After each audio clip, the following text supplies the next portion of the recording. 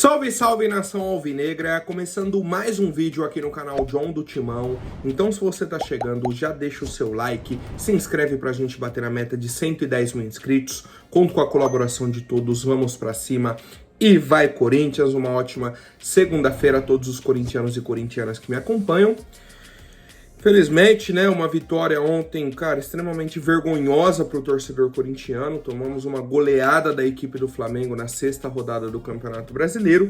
Vamos falar um pouco dessa partida e os próximos passos, né, da equipe do Corinthians, a situação do Dorival, Augusto Melo e tudo mais. Peço que me acompanhe nas redes sociais, Instagram, TikTok, Kawaii, Twitter, todos os links na descrição. Vamos para cima e, editor, pode rodar a vinheta. Salve o Corinthians! Família, vamos lá. Todo mundo sabia da dificuldade que seria o jogo de ontem contra o Flamengo, né? Todo mundo sabia. O time do Flamengo é um time muito bom tecnicamente, tem jogadores excelentes. É um time que tem um meio-campo muito forte. Estariam jogando na casa deles, né? Eles não têm casa, mas assim, o mando de jogo do Flamengo, estádio lotado. Tudo isso era de conhecimento do torcedor corintiano e deveria ser da nossa comissão técnica e dos jogadores. Mas aparentemente não era. E por que eu falo isso? Pela escalação do Orlando Ribeiro. Ele falou até na coletiva de imprensa, e realmente ele não entrou no 4-3-3, né? Porque quando a gente vê lá os nomes, parece que tá Romero, Memphis e Yuri, né? O trio de ataque, como ele vinha jogando, com o Romero aberto na direita, o Memphis na esquerda e o Yuri de centroavante, e os três volantes. E realmente não foi isso que ele escalou, né? Com essa disposição tática de três atacantes. Ele fez um 4-4-2. Qual que foi o problema? O 4-4-2 dele, com o Romero aberto numa ponta esquerda, né, na ponta esquerda, e o Carrilho na ponta direita. E os dois atacantes lá na frente. E os dois volantes na frente da zaga. Ou seja, ele rodeou ali na frente, né, fez um círculo com os jogadores e deixou um buraco no meio-campo, onde o Flamengo iniciou todas as jogadas.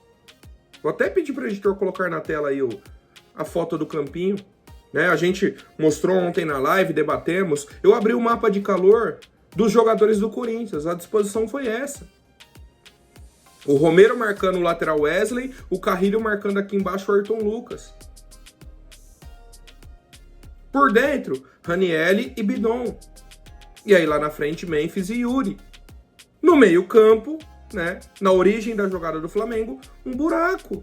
Aí você pega o mapa de calor do Eric Pulgar, que é o primeiro volante, e pega o mapa de calor do Nicolas de la Cruz, que é o segundo volante, eles estão literalmente nessa faixa vermelha aqui que a gente marcou. E sem marcação. Domina a bola com uma tranquilidade enorme e acha o passe para frente. Porque aí, quando sai o Ranieri ou sai o Breno Bidon para abafar, já sai batido. Já tomou a tabela, o cara já tá nas costas, uma bola dominada. Fora, né? O momento que vive a nossa defesa. Pô, você olha o André Ramalho em campo, primeiro, você fica com dó do torcedor que tá assistindo, e depois dele, Cara, como que eu posso falar? É bizarro. Parece que ele é um jogador sub-15 jogando contra o profissional. Ele nunca sabe onde tá a bola. Ele nunca tem chance de chegar na bola, né? Com 4 minutos estava 1-0 pro Flamengo. No gol que a gente tá tomando agora todo o jogo, né? Que é o chute de fora da área. A bola vem no Cebolinha, puxa pro meio, ninguém aperta porque tá todo mundo sobrecarregado. Ele finaliza. E aí vamos falar sobre o Hugo Souza. Muito mal na partida de ontem, no primeiro tempo. Muito mal. Falhou para mim nos 3 primeiros gols do Flamengo, né? Não dá para criticar no pênalti, porque o pênalti é o pênalti, mas assim, os 2 chutes de fora da área Se fosse o Matheus Donelli, a nossa avaliação seria, pô, dava para defender. E eu tenho a mesma sensação com os chutes de ontem. Primeiro do Cebolinha, depois vem o Arrascaeta, faz a tabela, né, a jogada do Pulgar, Pedro, colocando o Arrascaeta, ele vem andando na frente da área do Corinthians, dá um tapinha no canto e já sai para comemorar. Muito fácil, muito simples. E para coroar, né, o terceiro gol é um erro de saída de bola do Hugo Souza, um passe errado dele, o Pedro só finalizou para o gol aberto. 3-0 Flamengo no primeiro tempo, que o Corinthians não viu a cor da bola, não sabia nem onde estava, não viu nenhum jogador do Flamengo, cara, atordoado. Corinthians simplesmente atordoado. Pior do que levar os 3 gols, né, é que o Corinthians não fazia ideia do que fazer com a bola. Teve um momento que o Flamengo falou assim, ó, beleza, agora o jogo tá controlado, vamos fazer o seguinte, vamos recuar um pouco o time, vamos descansar, dar a bola pro Corinthians. O time do Flamengo andando em campo, olhando o time do Corinthians, e sabe o que o Corinthians conseguiu fazer? Nada. Nada, nada, nada, nada. Aí saiu o Memphis com 30 minutos de jogo, tinha tomado uma pancada perto do joelho, que o árbitro nem cartão amarelo deu, né? Nem cartão deu. Foi substituído, vai ser reavaliado hoje. Aí o Orlando Ribeiro decide colocar o Igor Coronado. E aí quando a gente pensa naquele campinho lá que eu tinha colocado, né, do 4-4-2, você fala, pô, então o Igor Coronado vai preencher ali a zona vermelha do Corinthians, né? O problema que a gente vem ter. Não. O Igor Coronado ficou de dupla de atacante do Yuri. Ele manteve a disposição tática no 4-4-2 com 2 alas, né? Com o Romero na esquerda, Carrilho na direita e a dupla de ataque Coronado e Yuri. Orlando, eu sei que você não tem culpa da derrota, do momento que o Corinthians vem vivendo, disso, daquilo, tal, mas, cara, que leitura de jogo. Você tá com um esquema que não tá dando certo, você tá tomando 3-0, e a sua primeira substituição por lesão, você mantém o esquema do jeito que tá. Cara, você não viu que não tá dando certo? Você não viu que você tomou 3 gols, que você não viu a cor da bola, né? Então, assim, o time do Corinthians assistiu o Flamengo jogar, o time do Corinthians não competiu em momento algum, né? Não tem como você pensar em vitória, pensar em fazer um gol, se o seu time não está competindo em campo. E ontem o Corinthians não competiu. Eu fui descobrir que o Yuri Alberto estava em campo, já tinha acabado o jogo, né? No pós-jogo que eu descobri que o Yuri estava em campo. O pessoal ontem chamou ele de Palácios, né? De tão sumido que ele estava em campo. O Romero, se ele vai mal de ponta direita, de ponta esquerda, então, pelo amor de Deus. A dupla de zaga, eu já falei. O Ranieri tava, cara, atrasado em todos os lances. Todos os lances. O Memphis tentou alguma coisa, mas nada também. Nada. Como eu falei do ataque do Corinthians. Nada. O Flamengo recuou o time, deu a bola pro Corinthians e nada. No segundo tempo, as melhores oportunidades do Flamengo. O Arrascaeta, bola no travessão, né? No fim do primeiro tempo, teve um lance que o Pedro veio contra os 2 zagueiros do Corinthians e contra o Mateuzinho, né? Então, contra 3 atletas do Corinthians, mais o Hugo.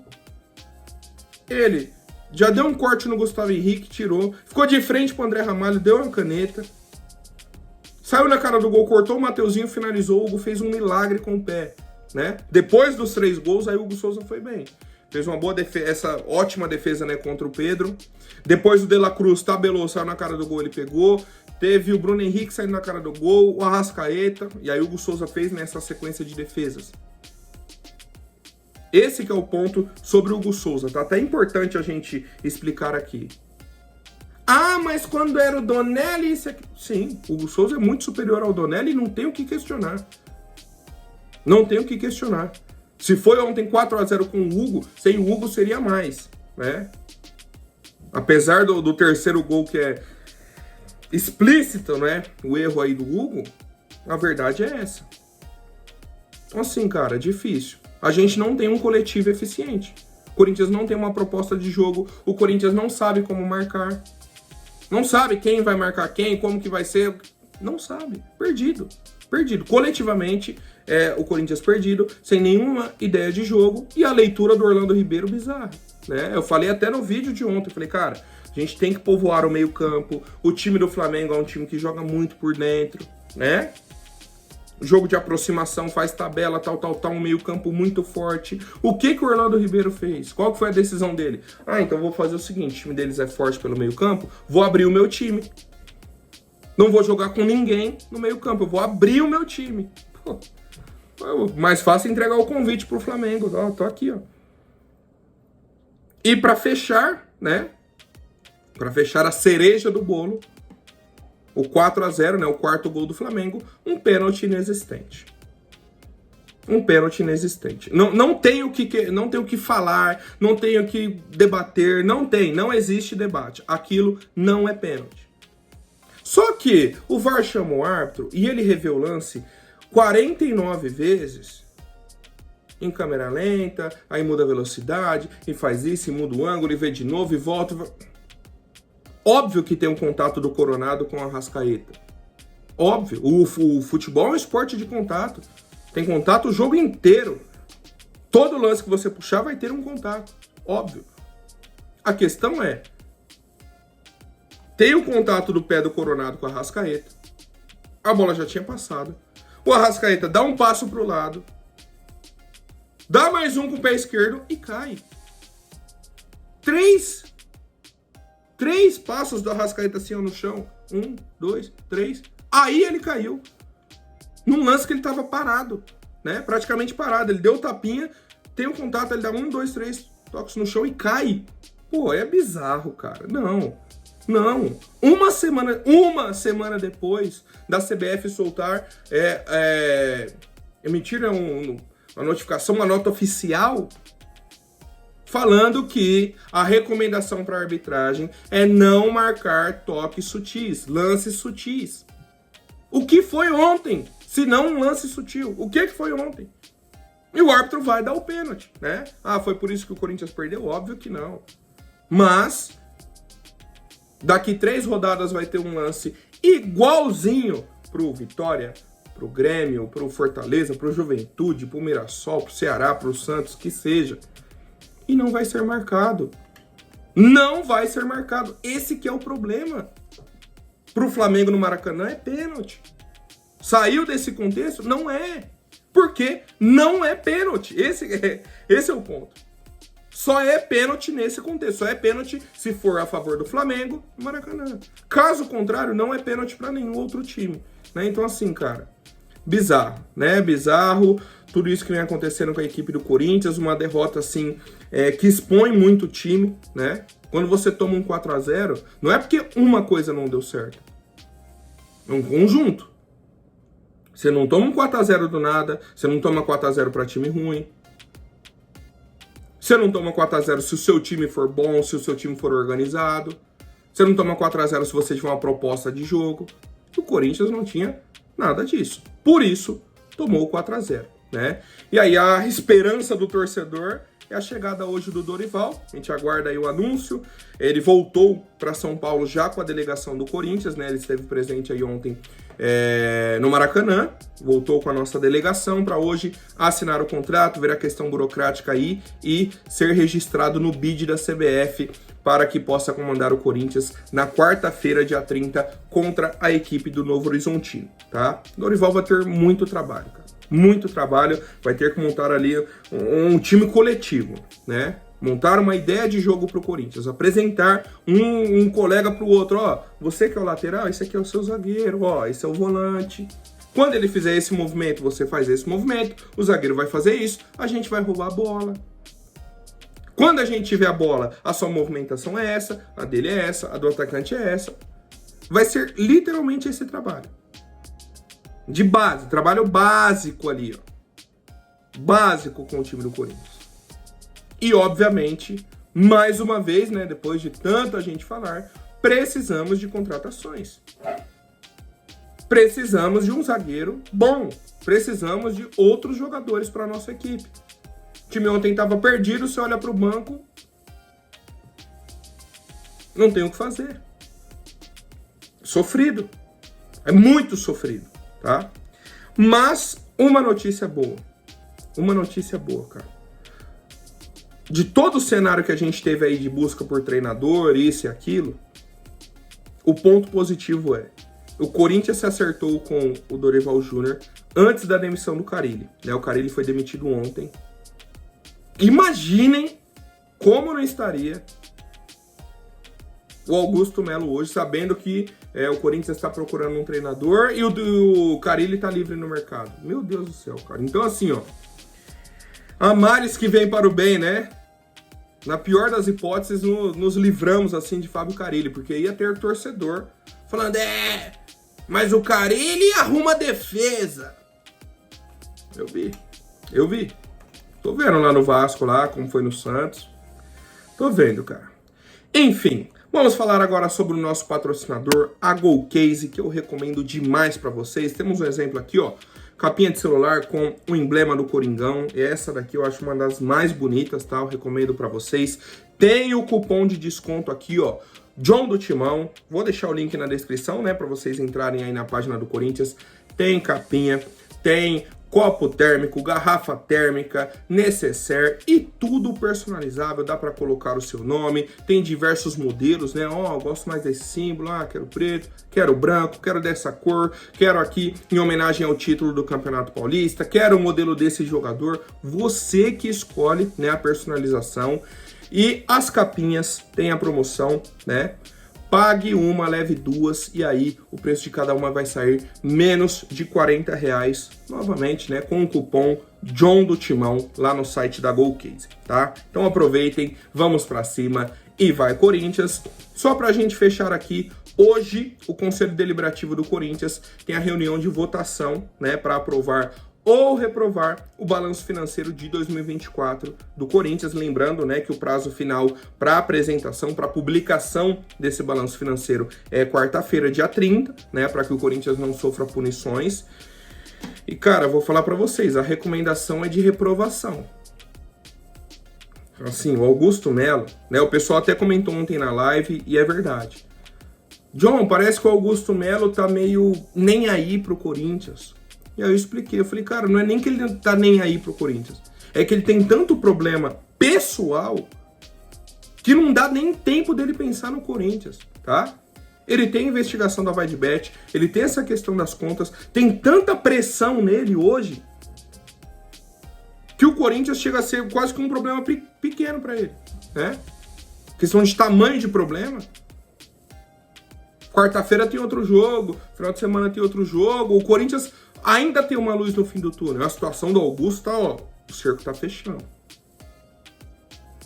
E assim, o cenário é ruim. Tá? Sendo bem sincero pro torcedor corintiano, o cenário é bem ruim mesmo, tá? Se essas contas do Augusto Melo forem reprovadas, a situação vai ficar complicada, tá? A situação política dele dentro do clube eu acho que vai colapsar. Tá? Eu acho que a permanência dele vai ser quase que insustentável.